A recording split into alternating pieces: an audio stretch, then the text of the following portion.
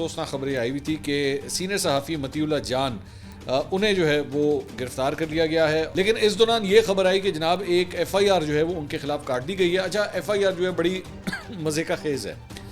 मज़े का खेज़ इस सिलसिले में है कि उसके ऊपर लिखा हुआ है कि जनाब हमने इनको एक नाके के ऊपर रोका और मतीउल्लाह जान जो है वो उन्होंने गाड़ी रोकी नहीं और वहाँ पे पता नहीं कोई प्लास्टिक का बैरियर था, उसको जाके उन्होंने हिट किया।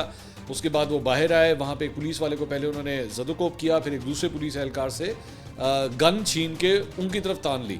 लेकिन फिर उसके बाद बाकी सब लोगों ने जो है वो उनको ओवर पावर कर लिया और उनको इस तरह गिरफ्तार कर लिया।